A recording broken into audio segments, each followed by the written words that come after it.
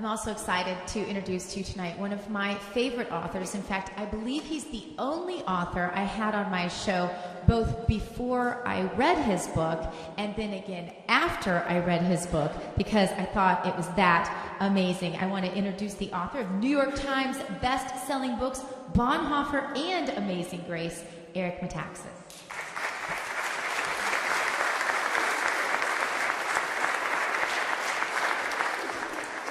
Thank you, Gina. Well, it's pretty humbling to stand here in this tremendously august chamber. It's even more humbling to follow Speaker Gingrich. And whoever planned this, I just want to say, I'll forgive you eventually. But very tough. Why are we here? Well, my story, the story of so many Americans, my parents came from Europe, from Greece and Germany respectively. I grew up in the 60s and the 70s, really. Was educated in a good public school in Danbury, Connecticut in the 70s.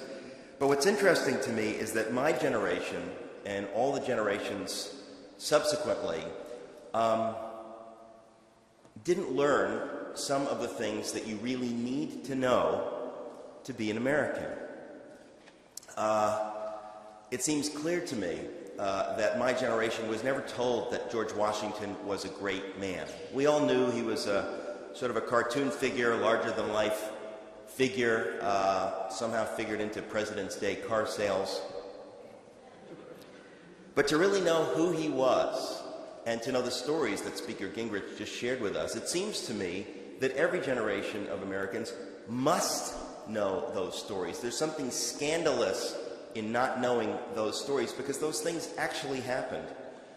And we ought to know that logic would lead us to think that Providence somehow had a hand in our founding. You can't prove it, but when you hear those stories one after the other and then so many others, it leads you to believe that somehow there's something more than just a continent and some people. There's something special here.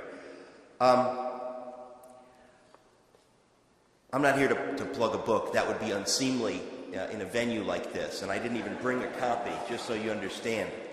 But I've just come out with a book called 7 Men because I think there's a crisis of manhood in the culture and we need to raise up heroes for our young people. And I certainly didn't plan any of this, but the book just came out, and the first man in this book, without a doubt, is George Washington. And I was ashamed, as I studied the story of Washington, to realize how little I actually knew of the greatness of this man. And I was ashamed, really, for my generation to think that people my age and younger hardly know, unless they're homeschooled probably, that this man, in his very person, somehow symbolized the self-restraint that is at the heart of self-government, that he eschewed power. Some of you know the famous story. He was offered in 1783 to be King George I of America, and he deserved it. He actually did deserve it. It wasn't something unseemly, but it was unseemly to him. He was offended that he could fight for these noble ideas for so long, and that people would suggest that because Congress didn't have the money to pay the officers and the troops who'd served, that somehow they ought to turn their backs on the whole thing and take what they can get. He was offended. And so he did the thing that almost no one does. He gave up virtually unlimited power for no reason other than that he thought it was the right thing to do. His restraint is legendary, remarkable. And it's because of that sacrifice that he made that we're essentially here. I think those of us who know the story realize that he, as a human being, was given a task which is much larger than life, to do what he did, and that he appropriately is called the father of our country. It had to do with his character.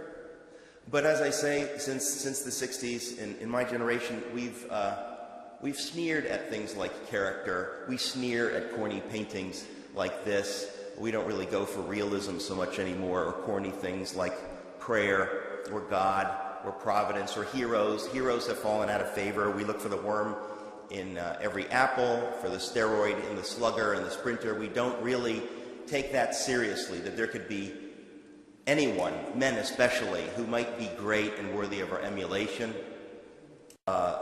Understood the story, remembered the story of Nathan Hale. These are the songs and the poems and the stories that we told ourselves. They weren't fictional, by the way, they were true, but we told ourselves these stories because there was something larger than simply a country and some legislation and a budget. We understood that there were ideas at the very heart of who we were, and those ideas were important, and they were fragile, and that our freedom was fragile. I read a book recently by a dear friend of mine, Os Guinness. Some of you know him. He wrote a book called A Free People's Suicide, The Sustainability of Freedom in America's Future. And in that book, as I read it, I was again ashamed, because I said, how is it that a Briton comes to teach me about what I ought to have known since the 5th grade? He talked about the ordered freedom, how fragile it was, how when Franklin says to the woman outside Independence Hall, "A republic, madam, if you can keep it," he meant that, if you can keep it, that it's something that needs to be kept. It's like a fragile plant, a glorious, inestimably valuable plant that needs to be taken care of. And if you don't take care of it, it will die. And I really think that, as I say in my generation, once you cease to understand how fragile it is and what it is, and that people died for it, we will cease to be America unless we know that. Os Guinness in the book talks about the golden triangle of freedom, which the founders thought as central to this American experiment. This idea that freedom requires virtue. We understand that. Freedom requires self-restraint, self-government. That's freedom. So we have to govern ourselves. So it requires virtue and character. We don't talk about that very much, obviously, anymore. It's all about being a technocrat or a bureaucrat or somebody who's really, really smart and your character doesn't matter so much. Well, not according to the founders. According to the founders, the very idea was that you could not have freedom without virtue. And then, of course, you could not have virtue without faith. Because where do you get virtue? Why do you do what you do? Why did Washington do what he did, giving up this tremendous power, giving up a third term? Why would he do that? Because he thought it was right. And what does that even mean? Because he believed in some larger order. And that if you go along with that larger order, you will be blessed. And we're talking about him and celebrating here because he understood that. Well,